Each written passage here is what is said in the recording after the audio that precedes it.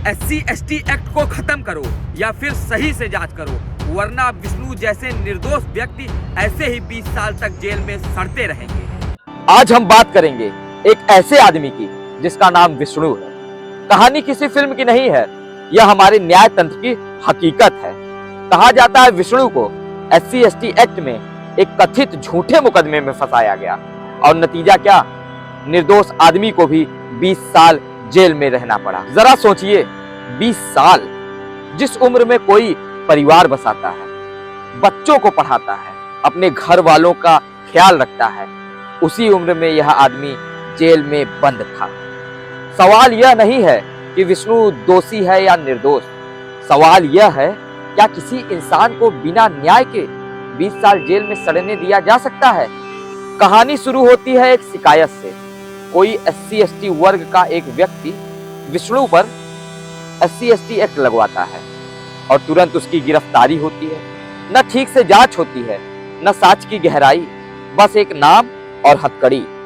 SC/ST act बनाया गया था दलितों और वंचितों की सुरक्षा के लिए, लेकिन सवाल यह है क्या कानून का डर दिखाकर किसी को कुचल देना सही है। पुलिस का काम होता है जांच करना, लेकिन विष्णु के मामले में क्या जांच हुई थी?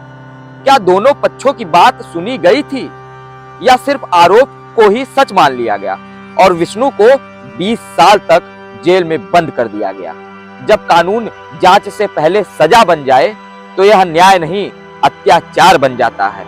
भारत के न्यायालयों में तारीख पे तारीख लगती रहती है। विष्णु के केस में भी तारीख पे तारीख लगती रही। जजों के ट्रांसफर होते रहे, वकील बदलते रहे, गवाह भी नहीं आए और विष्णु को 20 साल के लिए मरने के लिए छोड़ दिया गया एक काल कोठरी में। अगर विष्णु अमीर होता तो शायद कहानी अलग होती, पैसा होता तो अच्छे वकील मिलते, जमानत जल्दी होती, लेकिन वह गरीब था और हमारे सिस्टम में गरीबी खुद एक अपराध है। 20 साल जेल में बिताना सिर्फ सजा नहीं है, यह आत्मा तोड़ने वाला अनुभव है। हर दिन उसी दीवारों को देखना, उसी सलाखों को पकड़ना। बाहर दुनिया बदल गई, लेकिन उसके लिए समय वहीं थम गया। विष्णु अकेला सजा नहीं भुगत रहा था, उसका परिवार भी हर दिन मर रहा था। माँ इंतजार में बूढ़ी हो गई, पिता शायद इस इंतजार में दुनिया छोड़ गए। समाज ने कहा यह अपराधी का परिवार है, बिना फैसला आए ही सजा सबको मिल गई। यह सवाल बहुत संवेदनशील है, लेकिन जरूरी है। SC/ST कानून सुरक्षा के लिए है या किसी व्यक्ति से बदला लेने के लिए? जब कानून का इस्तेमाल न्याय के बजाय दबाव बनाने के लिए हो तो वह कानून नहीं, हथियार बन जाता है। 20 साल किसी ने सवाल क्यों नहीं उठाया? क्या पुलिस ने पूछा? क्या अदालत ने पूछा? या फिर सरकार ने पूछा? या फिर विष्णु को दोषी मान लिया गया और 20 साल जेल में सड़ने दिया गया? एक सवाल आप लोग भी जरूर सोचिएगा। अगर कल अदालत कह दे कि विष्णु निर्दोष है तो क्या सरकार उसके 20 साल लौटा पाएगी? क्या उसका परिवार वापस उसे मिलेगा? क्या उसकी जवानी कभी लौटेगी? नहीं। तो फिर इस नुकसान का जिम्मेदार कौन है? प्रशासन या शासन या SC/ST एक्ट लगाने वाला वह व्यक्ति? अब सबसे बड़ा सवाल, जिम्मेदार कौन है?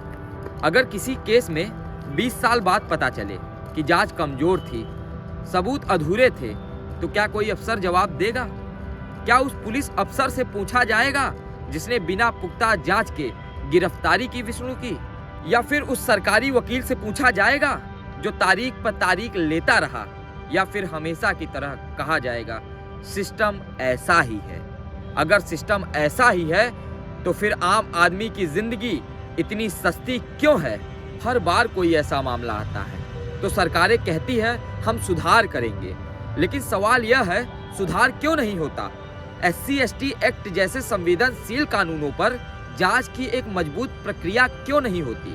झूठे मामलों पर अलग से समीक्षा क्यों नहीं? अगर कोई केस सालों तक चलता रहे तो उसकी फास्ट ट्रैक निगरानी क्यों नहीं? या फिर सच यह है गरीब, कमजोर, अनजान लोग सिस्टम के लिए सिर्फ आंकड़े हैं? आज ये घटना विष्णु के साथ हुई, कल किसी और के साथ होगा। जब तक सिस्टम नहीं बदलेगा तब तक यह चलता रहेगा।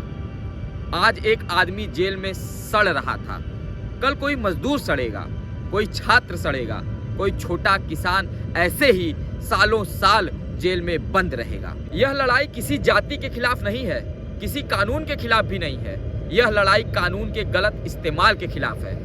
अगर आज हम चुप रहे तो कल हमारी बारी आ सकती है, क्योंकि अन्याय सबसे पहले अकेले व्यक्ति को कुचलता है और अंत में पूरा समाज को।